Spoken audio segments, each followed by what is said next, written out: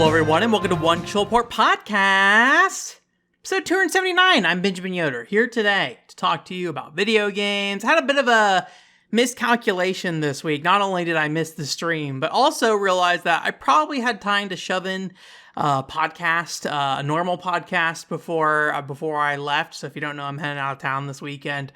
So by the time you're hearing this, I am back.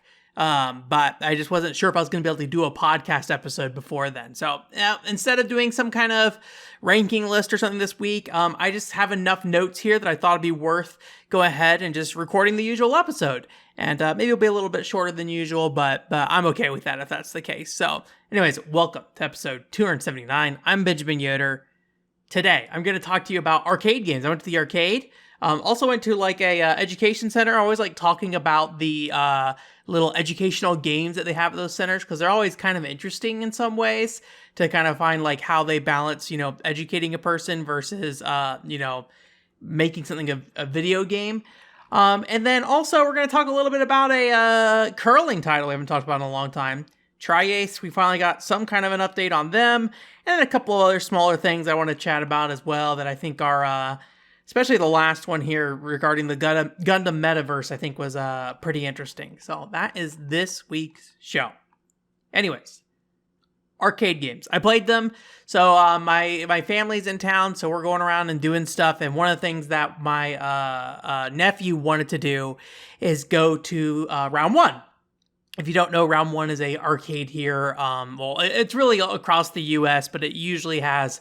more Japanese-oriented games, but it's like officially endorsed arcade games from Japanese publishers. It's not like, there are other arcade places where they import systems that they're not necessarily supposed to be there. In the case of Round 1, they are, as far as I'm aware, all supposed to be there.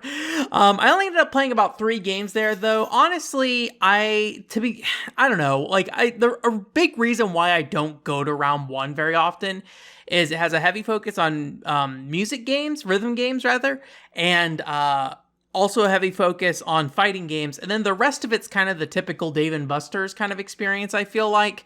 So as somebody who's not like huge into fighting games, and for rhythm games, I would rather be at home playing a rhythm game.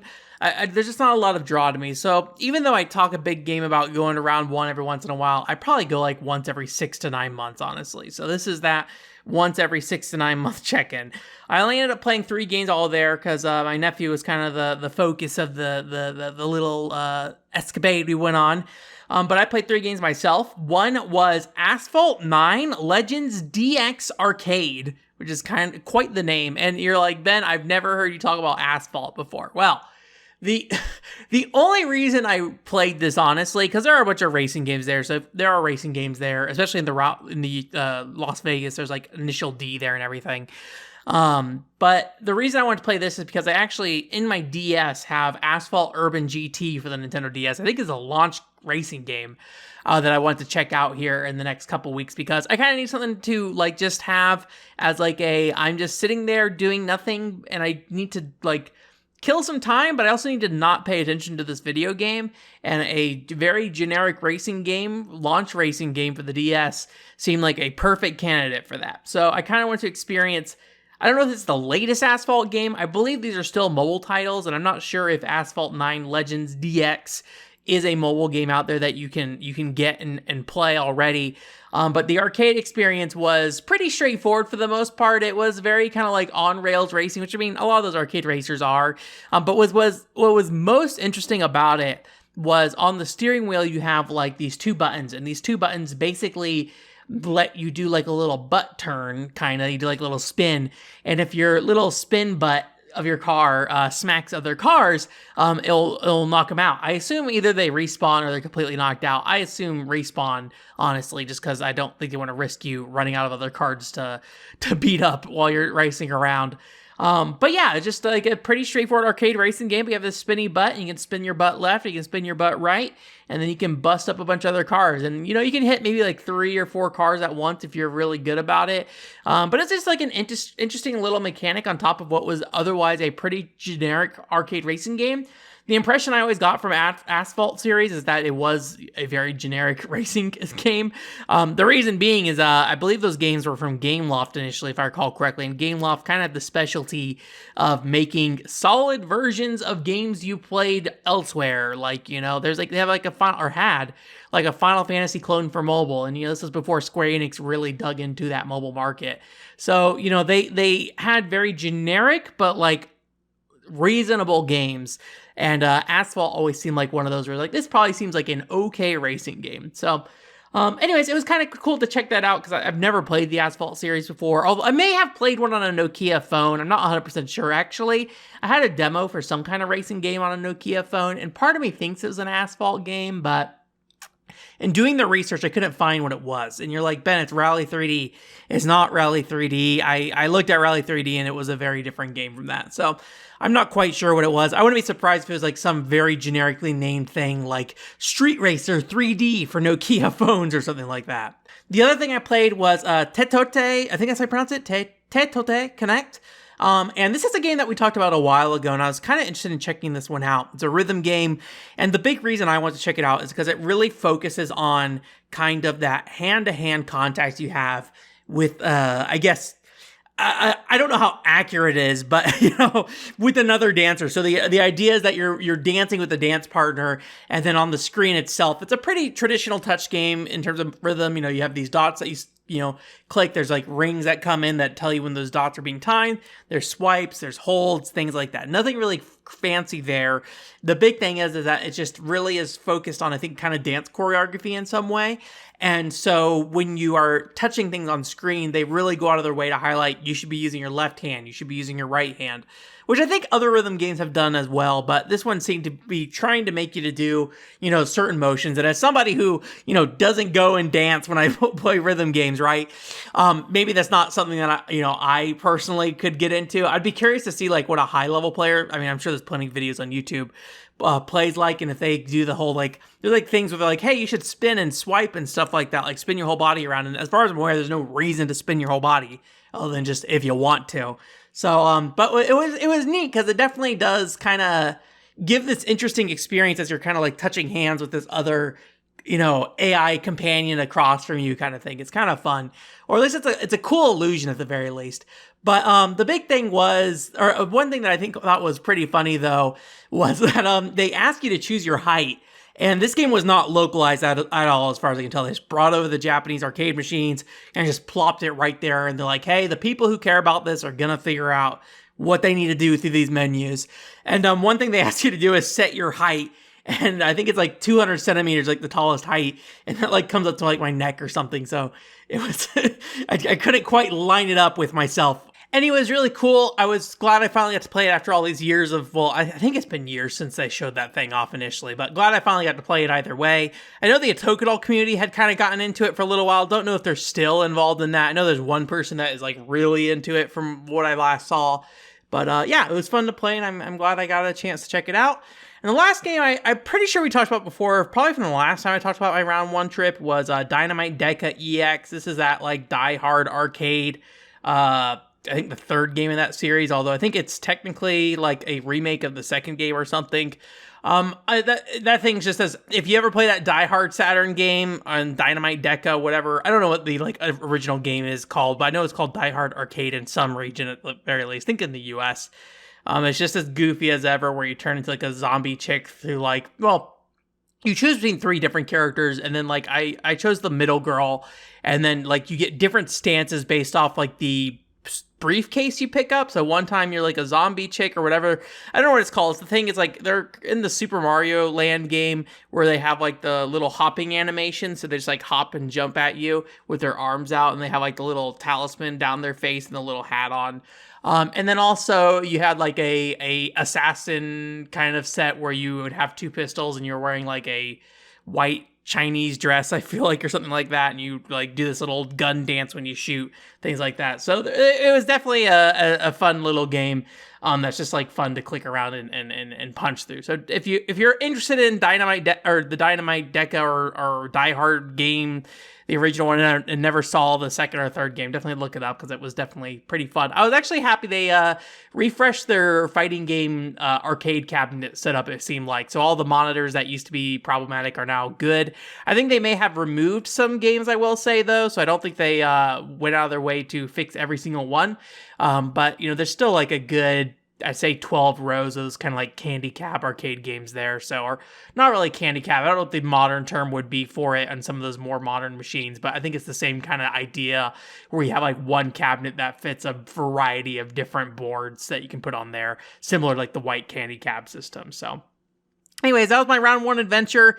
Again, it was mostly my nephew going around and playing stuff, so I didn't play too much stuff myself. The other thing I want to talk about was those education games that I played. So there's a place here in Las Vegas called Spring Preserve, and it's like a, just like a Las Vegas museum here with like a bunch of wildlife there. They have like a butterfly exhibit going on. And then also there's like different like animal, like, I guess, taxidermy animals and stuff like that. It's a fun little museum. If you're looking for some like family fun in the Las Vegas area, I definitely recommend Spring Preserve if it's open. But one thing that they had there was a space kind of section where they were, talking about spaceships and stuff. It was like promoted by Boeing or something like that. And also there's like a section of the museum that was like sponsored by Bank of America. So you're just like looking at this one lady's face and you're like, oh yeah, lady. And you just look down at the bottom and it's like, oh, sponsored by Bank of America.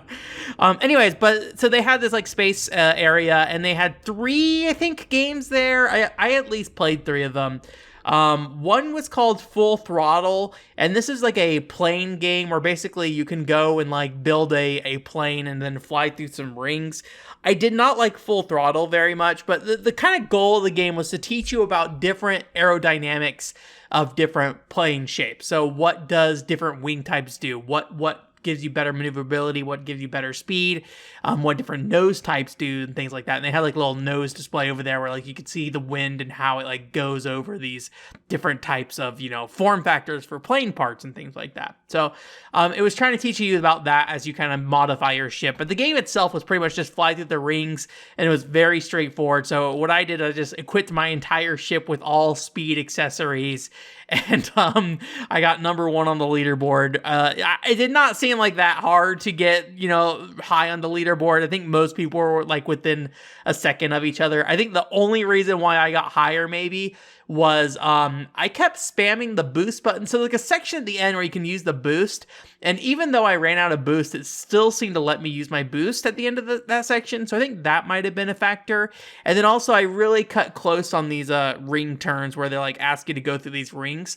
So maybe I was able to like get in the next ring faster. I don't know for sure. I think it's probably the extra boost I got at the end though, because I was just in there smashing the boost button basically. And after I ran out of boost, it still let me boost, it seemed like, from the fraction of a second that it let me do it. So I think I just got a little extra speed at the end there because the game doesn't seem to tell you that you can keep on boosting. I don't think it's intentional that you can, but whatever, right? So that was okay. That was definitely the most like interactive video game that they had there. The other one was a game called Space Junkers. I didn't like Space Junkers that much, but basically what Space Junkers was to teach you about like space debris. And so you would, basically space junk. So if a satellite, gets destroyed in space, it just orbits around the planet nonstop.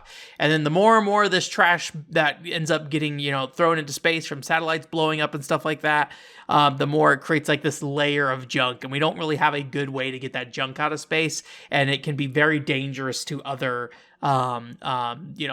satellites and things like that as well. So the whole point of this was to basically, go through and have you clean up the space junk. So you had like these different sectors. So you'd select the sector and you'd select the spot in the sector, and it would give you a image of a piece of junk. And if it was small, medium, or large, you basically have to choose between using a laser, using a net, or using a claw, basically. And so basically the laser was to blow or to get rid of small junk, so you could just basically melt it down.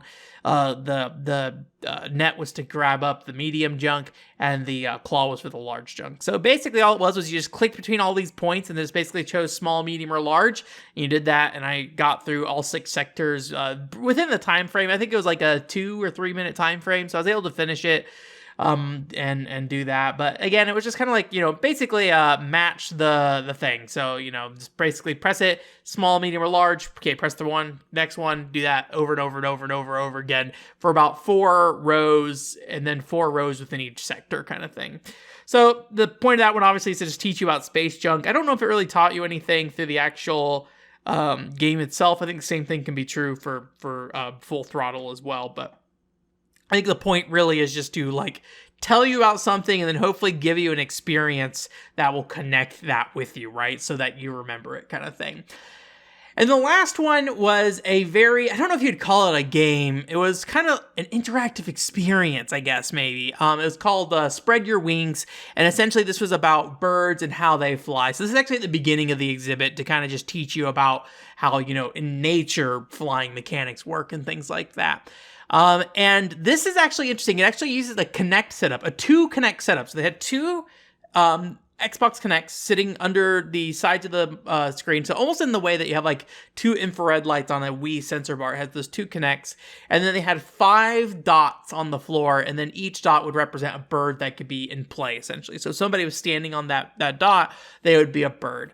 And essentially they just walk you through this kind of on-rail segment where you fly. And it basically says, hey, turn your put your arms out and then turn your arms right or lean right or lean left to turn with the flight path of the bird.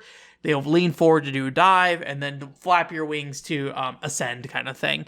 And so if you weren't doing the proper thing, your bird would highlight red to be like, hey, you're not doing the proper thing properly. I kind of had 2 issues with this. I don't really mind. There was no scoring system. I don't mind that so much. So you really could just sit there and do nothing and it didn't matter, which, a lot of stuff's for kids. So whatever, right? The thing that bothered me is that it was really hard to figure out what they were going to have you do next. And frequently when they would switch it so fast that it feels like you had to memorize it. So if you were an avid spread your wing player, you could sit down and memorize the flight path and get, perfect run for spread your wings. But otherwise, it feels like you have to kind of really adapt on the fly really quick to be like, oh, I'm diving. Oh, I need to go left. I need to go right. But you never quite could adapt quite fast enough. And the tracking of the Kinect never quite worked in the way that I wanted to for that. Admittedly, I was in a spot that kind of had some weird issues with tracking. So maybe a different spot would have been better. I think it just was I think they maybe need some indicators of what you should be doing, like an arrow, like in a Crazy Taxi, and turn left, turn right, or something like that, or any kind of racing game really, where they give you some driving indicators. I think that would have been a good thing to be like, hey, we're going to go right, we're going to go left, we're going to dive down, things like that. Again, there was no real consequence for you failing to do so, but I think it just kind of distracted from the experience enough that it just felt like it would have been better to have something that led the player into it a little bit more. So anyways, that was my little education experience adventures. I forget the last one that we did. I remember we did something where it was a NASA mission. You were going around on Mars or something like that. I forget where that was at though. It might have been at Epcot Center. So at some point, I probably went to Epcot Center and probably did a podcast after that. I don't remember what episode that was. If I can find it, I'll link it in the podcast. I think they're really fascinating little demos. I'm always curious what they're running on as well. I was really happy to see the Kinect there and be like, oh yeah, the Kinect still going strong, because Kinect still has a use case in certain business spaces, or at least it did for a while. I don't know if it's still the case today, but I actually have a Microsoft Kinect for Windows as well in my house here somewhere, as well as a 360 one, but I have not played any Kinect games. Admittedly, my setup, not particularly great for Kinect games, unfortunately, so yeah. It's Patreon time. Welcome to the Patreon Corner. Thank you again, Henry Dagger, for contributing to the Patreon. Jillian, thank you. Paul, Dan, thank you. And then finally, last and most important, MVP, most valued patron, not really, sorry. You all donate the same amount of money, you get just the same amount of attention, I feel like. So, at least I try to do something weird with your names every week, I feel like. Although, again, I will try to get you guys represented in some way here in the future, but there's just a lot going on right now. Discreet. After all that word mumbo jumbo, finally said your name, Discreet. Welcome. It's the Patreon Corner. Hey, did you know you can get bonus content by going to the Patreon? Last week on Patreon, we had the No More Heroes 2 Desperate Struggle review commentary. So if you want to go watch me or listen to me talk about my No More Heroes review that I did for the Speed Gamers, that is up on the Patreon. I believe next week is another Kaminazo video. So if you're interested in the Kaminazo playthrough, that should be up for you next week. And yeah. That's all for $5. Forget if I said that. Bonus videos are for $5 if you want them. However, if you donate $5, you can also ask a Patreon question. Jillian asked our Patreon question this week, but you can ask a Patreon question every Monday at 3 p.m. If you go to the Patreon, there should be a post that goes up and it says, hey, here's going to be the Patreon question for next week. Provide your question in the comments, or you can contact me privately if you want to be anonymous, and I'll answer it. But again, Jillian provided us our question for this week, and it was, how and when did you start getting into doujin games? This is actually a difficult question, surprisingly. I was trying to think back, and I really had a hard time figuring out the trajectory of how I ended up on doujin games. So what I did is I went back to...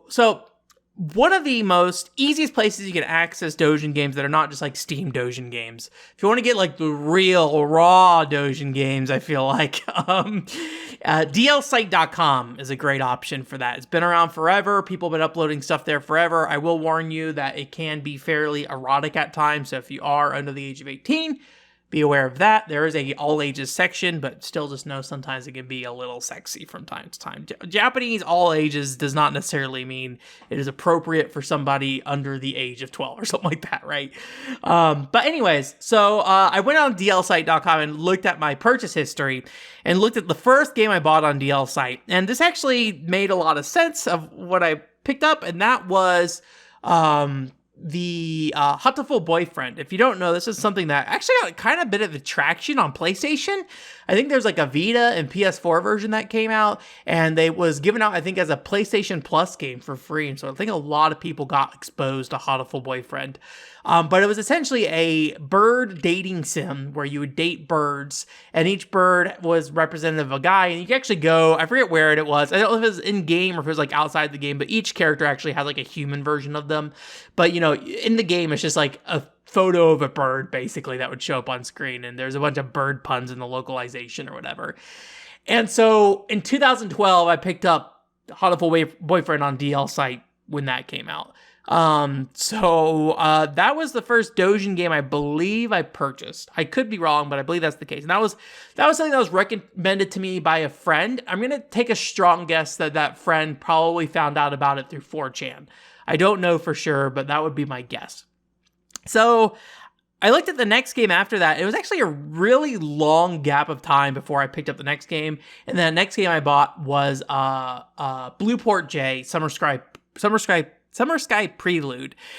And I think the thing that I kind of came away with maybe with Blueport J, and this is probably what got me kind of thinking about doujin games in a more significant way, was the fact that it was this game that was like, if you don't know what Blueport J is, it's a underwater diving game where you go and you basically solve puzzles, and you have like an air mechanic, and like each girl has different like ability to hold their breath at different lengths and different skills underwater and things like that. But the thing that was kind of a little off-putting initially and kind of pushed me away from starting it initially or picking it up initially was that it was very clearly like given a erotic tone to it.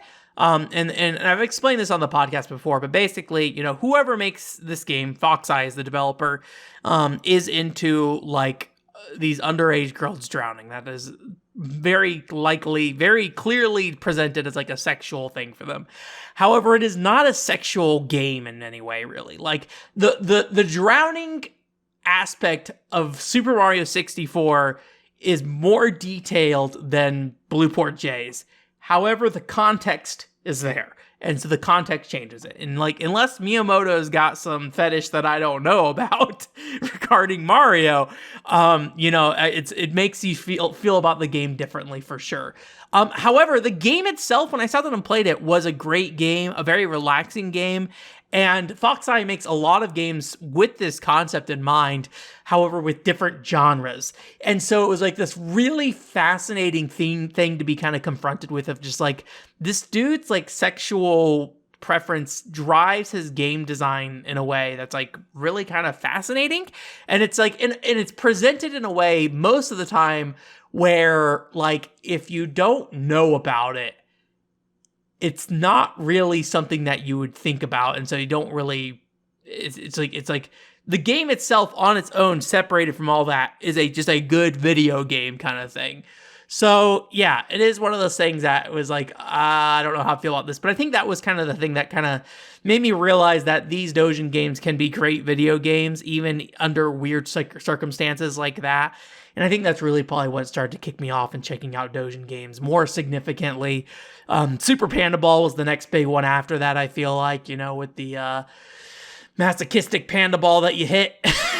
So it's a great game. I really like it a lot. And, that game is largely pretty tame as well. The only weird thing about it is that it is a masochistic panda ball. So whenever you hit it, it like makes a bunch of noises. But, that's more just like sexual humor kind of thing.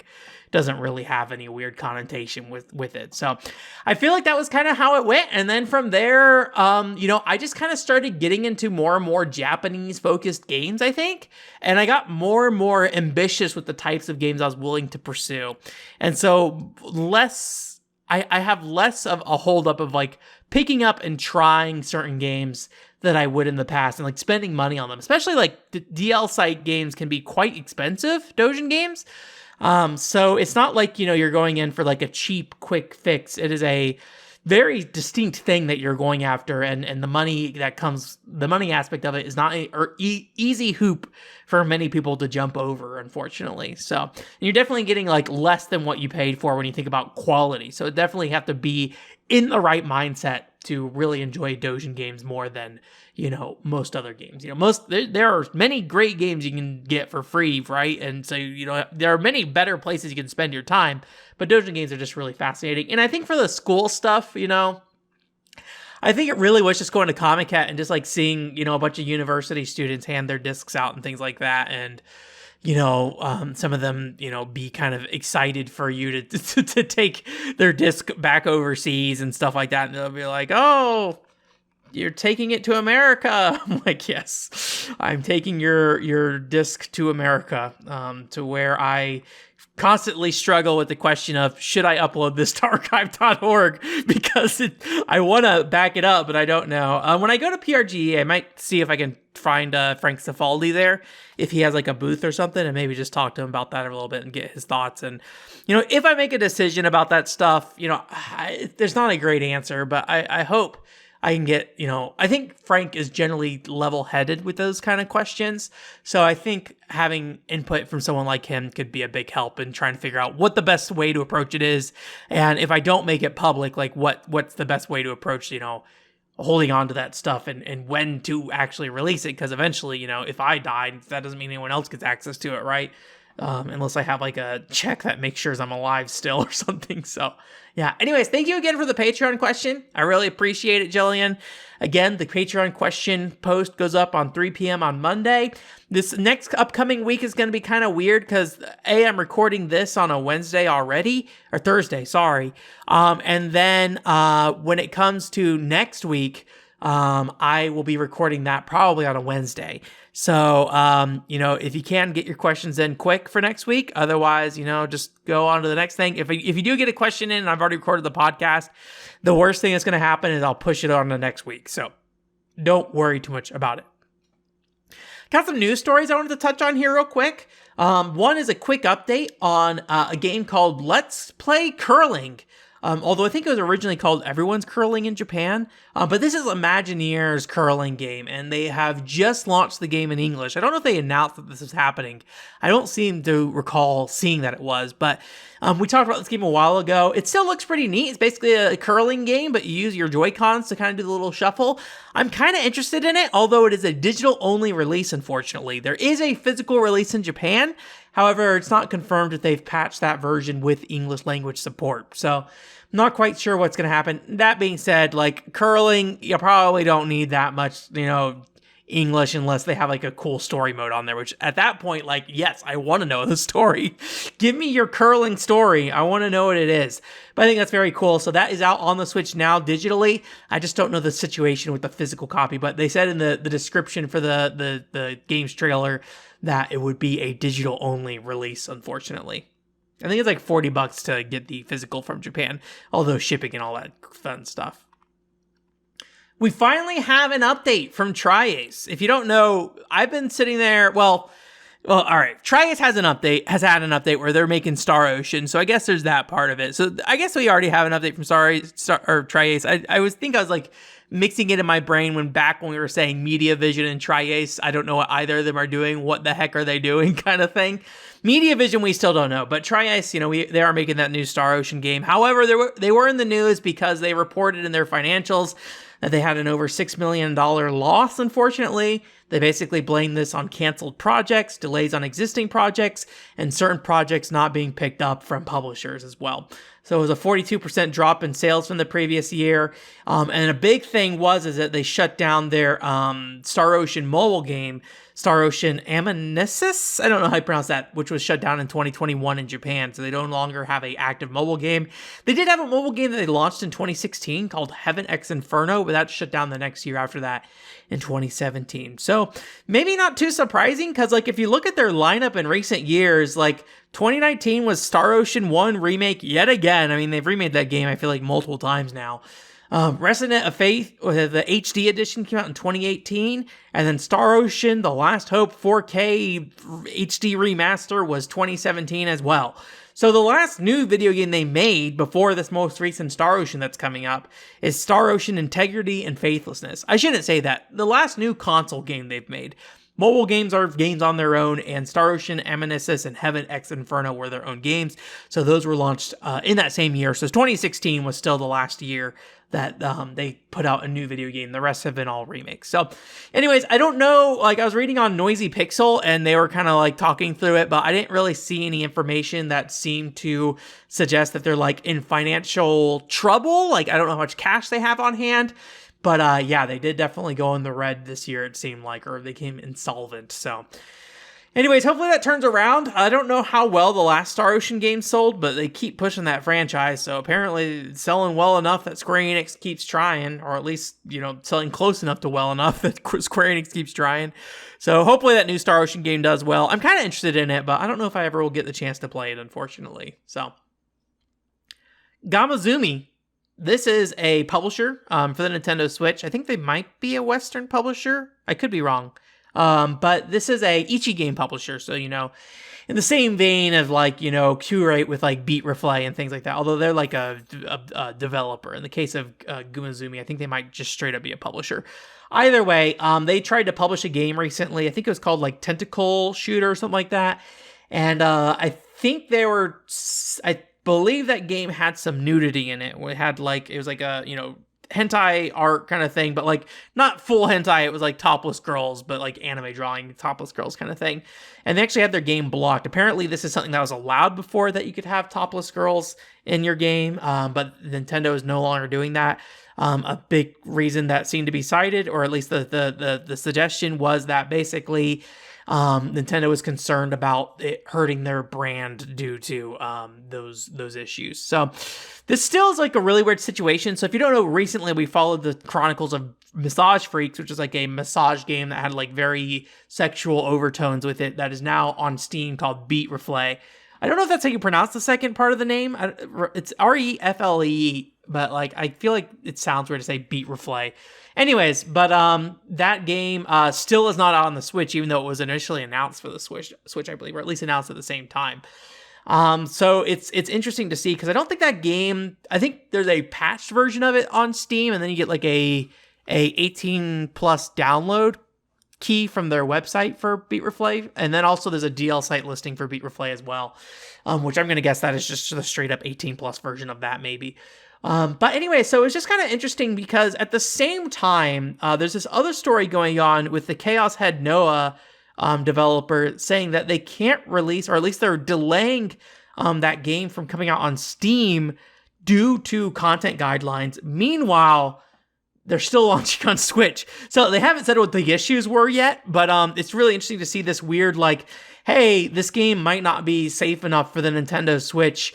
And then it shows up on Steam, but then now there's this other game that's like, hey, this game might not be safe enough for Steam, but it's going to show up on Switch.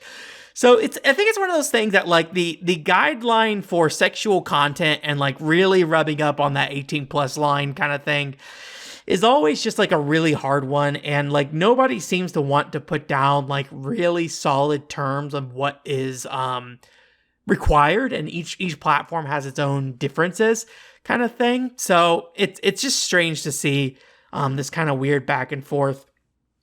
But it doesn't seem like Nintendo might be taking the approach that Sony is, where it's like overtly you have to censor like everything kind of thing, where like Sony, like they couldn't even show like Trish's butt in the, I think her name's Trish, in Devil May Cry, where like every other platform they could show her butt without the glow effect. So yeah, it's interesting to see this this like gridlock that's happening, but I think this is kind of normal for kind of these 18 plus games. It's just the nature, I think, of trying to publish content that's, controversial. I mean, Beat Replay definitely came with a lot of controversy, partly due to the character names, partly due, I believe there were some recent incidents in Japan with, like, massage sexual harassment. So, like, having a game that was focused on, like, sexual massaging was a concern. Although it sounds like, from what I read, through machine translation at least, is that the story aspect of Beat Replay was actually pretty solid. So, and when I say through machine translation, I believe I read like a 4Gamer or Inside JP impressions on it, or Inside Games JP impressions on the game. So, yes. And the last story here is regarding VTubers. We actually haven't talked about VTubers in a long time. Actually, this is, I guess it's like not really VTubers. It's a mix. It's a mix of things. We're going to talk about VTubers, but it's also about something else. So, let's start with the something else part of this. So Gundam, I don't know if we talked about this. Gundam has a really weird thing going on where they're trying to make a Gundam Metaverse. And they're like painting it up in this really weird over-the-top way, which I'm kind of okay with. How much Metaverses matter and all that stuff is a whole other thing. And I don't know what's going on in this Gundam Metaverse all that much. But one thing that was really interesting about this is that they announced that they're going to have interactive AI companions, or at least they announced one character who will be.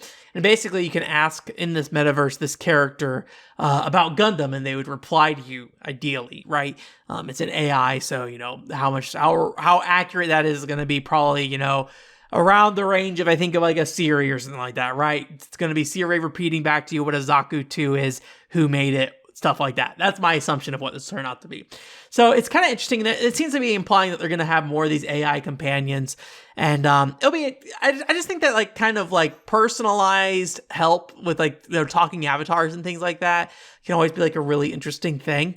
Admittedly, I will, like, I guess full disclosure, I came from a company that was involved with that kind of thing, so maybe I have more interest there than other people. So it was like an interesting story, but in the Silicon Era article, they mentioned that Bandai Namco, I believe a couple months ago, launched a new YouTube channel, I think called Go Around, but the channel's entirely in Japanese in terms of the name.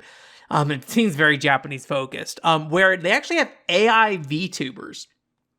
And these AI VTubers basically just play Mahjong against each other every other day. So they just show up, they play Mahjong, and they'll interact with the chat, and I believe they react to different plays that happen in the Mahjong. It's not like, I don't think anyone's trying to hide anything of like, oh, this is supposed to be like a real person. It's very AI sounding, not only in terms of the voice tone that's being used, but also like just how the characters animate, how they respond, how, static they kind of are in their emotions at times and things like that. So, but it was like a really interesting thing to see this like weird kind of like every other day, just AI characters playing Mahjong against each other for some reason and just trying to talk to the chat through like these AI responses. So just like a weird little cool thing. And like as somebody who has been kind of losing interest in the VTuber space a bit, because I feel like the novelty of live 2D has kind of rubbed off, like I've lost its luster to me. I mean, if you don't know, before VTubers, I was super into the idea of live 2D. I think it looked cheap, and I think we've kind of maybe gotten over that barrier. Maybe we're just used to it now, honestly, but at the time, at least, it looked very cheap, and VTubers definitely kind of, I think, spearheaded developments in that technology to some degree. And so if you look at like Kson or something like that, her model animates very smoothly, things like that. And I think there's always like some fun different things that can happen with different models depending on the art style, how certain things are handled, things like that. I still would someday like to play with the VTuber avatar on stream at some point. I don't know if that will ever happen. You know, I assume if we do anything, it will be just like whatever an out of the package VTuber would be, just to kind of mess around with it a little bit.